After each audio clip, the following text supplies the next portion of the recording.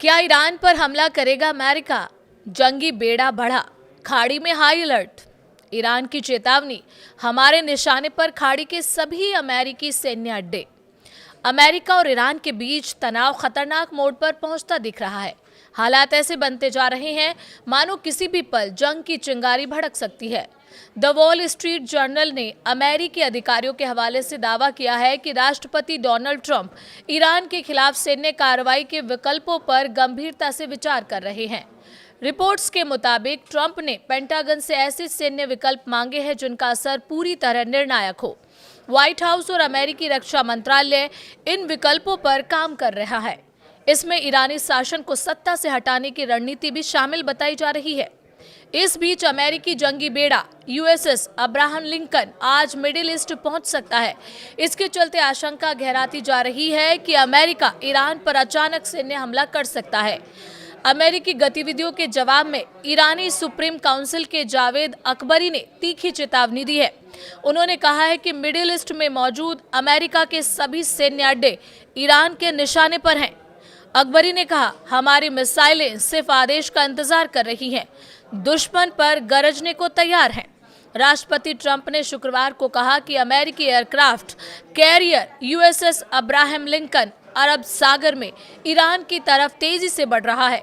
उन्होंने दावा किया है कि ईरान के सभी शहर इसकी स्ट्राइक रेंज में आ चुके हैं।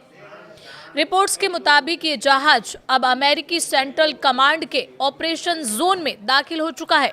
इसके साथ ही अमेरिका का C-37B एयरक्राफ्ट भी ईरान के उत्तर में तुर्कमेनिस्तान के अशागाबाद बेस पहुंच गया है।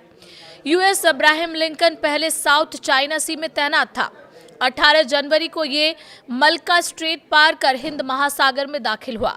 रॉयटर्स की रिपोर्ट के अनुसार जहाज ने 20 नॉट से ज्यादा की रफ्तार से सफर किया और बाद में अपनी लोकेशन छिपाने के लिए ऑटोमेटिक आइडेंटिफिकेशन सिस्टम बंद कर दिया। इसी रफ्तार से आगे बढ़ते हुए इसके आज मिडिल ईस्ट पहुंचने की आशंका है। अब्राहम लिंकन के साथ कई डिस्ट्रॉयर, जहाज और न्यूक्लियर पनडुब्बियां भी चल रही हैं। एयरक्राफ्ट करियर पर 48 से 60 एफ अटैक 18 फाइटर जेट तैनात है जो बिना ईंधन भरे 2300 किलोमीटर तक हमला करने में सक्षम है।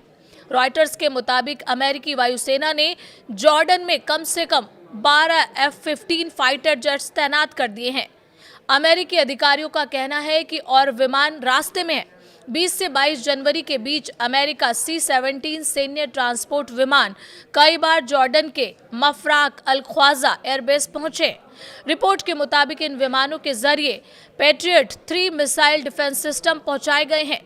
इनकी तैनाती का मकसद इजराइल को ईरान की जवाबी कार्रवाई से बचाना है। बताया जा रहा है कि तेहरान ने पहले ही बदले की खुली धमकी दे रखी है। उधर हिंद महासागर में स्थित डिएगो गार्सिया के अमेरिकी सैन्य अड्डे पर लगातार कार्गो विमान उतर रहे हैं। इससे संकेत मिल रहे हैं कि अमेरिका संभावित सैन्य ऑपरेशन के लिए रसद और सैनिकों की तैनाती कर रहा है। एक अमेरिकी अधिकारी के मुताबिक मिडिल ईस्ट में अतिरिक्त एयर डिफेंस सिस्टम तैनात करने पर भी विचार किया जा रहा है ताकि ईरान के संभावित हमलों से अमेरिकी ठिकानों को बचाया जा सके। इस बीच ईरान के वरिष्ठ सैन्य अधिकारी जनरल अली अब्दुल्लाही अली अबादी ने चेतावनी दी है कि अगर अमेरिका ने हमला किया तो मिडिल ईस्ट में अमेरिकी सैन्य अड्डे और इजराइल के केंद्र ईरान के निशाने पर होंगे। वहीं इस्लामी रिवोल्यूशनरी गार्ड के कमांडर मोहम्मद पाकूपुर ने कहा है कि उनकी सेना की उंगली ट्रिगर पर है। गुरुवार को जारी लिखित बयान में उन्होंने कहा कि ईरान की सेना पहले से कहीं ज्यादा तैयार है। इजराइल के अर्थव्यवस्था मंत्री नीर बरकात ने ईरान को सख्त चेतावनी दी है। उन्होंने कहा कि अगर ईरान ने इजराइल पर फिर हमला किया तो उसे पहले से 7 गुना ज्यादा ताकत से जवाब दिया जाएगा। स्विट्जरलैंड के दावोस में मीडिया से बातचीत में बरकात ने कहा कि इजराइल पहले भी ईरान को निशाना बना चुका है और किसी भी उकसावे पर जवाब और ज्यादा कठोर होगा। उन्होंने दावा किया कि पिछली सैन्य कार्रवाई में इजराइल ने ईरान की सैन्य कमजोरी उजागर कर दी थी। ईरान में हालात बेकाबू हैं, हजारों मौतें हो चुकी हैं। रॉयटर्स ने एक ईरानी अधिकारी के हवाले से बताया है कि ईरान में अब तक 5000 से ज्यादा प्रदर्शनकारियों की मौत की पुष्टि हो चुकी है, जिनमें 500 सुरक्षाकर्मी शामिल हैं। ईरान में 28 दिसंबर को महंगाई के खिलाफ प्रदर्शन शुरू हुए थे, जो धीरे धीरे पूरे देश में फैल गए।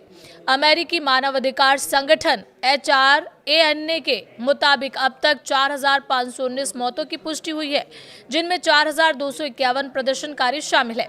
इसके अलावा 9,049 मौतें अब भी जांच के दायरे में हैं। डोनाल्ड ट्रंप पहले ही ईरान में सत्ता परिवर्तन की खुली वकालत कर चुके हैं। पिछले हफ्ते पॉलिटिको से बातचीत में उन्होंने कहा था कि ईरान में नए नेतृत्व के बारे में सोचने का वक्त आ गया है। उन्होंने ईरानी नागरिकों से प्रदर्शन जारी रखने और संस्थानों पर कब्जा करने की अपील भी की थी। हालांकि अगले दिन ट्रंप ने कहा कि उन्हें जानकारी मिली है कि बंदियों को फांसी देने की योजना फिलहाल रोक दी गई है। दूसरी तरफ ईरान के सर्वोच्च नेता अयतुल्ला अली खामेनेई ने ट्रंप पर ईरान में हिंसा भड़काने का आरोप लगाया था। उन्होंने कहा कि ईरानी जनता को हुए नुकसान और मौतों के लिए अमेरिकी राष्ट्रपति जिम्मेदार हैं। इसके जवाब में ट्रंप ने खामेनेई पर पलटवार करते हुए कहा कि ईरान की तबाही के लिए वही जिम्मेदार हैं और वहां डर और हिंसा के जरिए शासन चलाया जा रहा है। आपको क्या लगता है कि क्या अमेरिका ईरान पर हमला करने वाला है या सिर्फ एक दबाव की राजनीति है? आप अपनी राय हमें कमेंट के जरिए बता सकते हैं।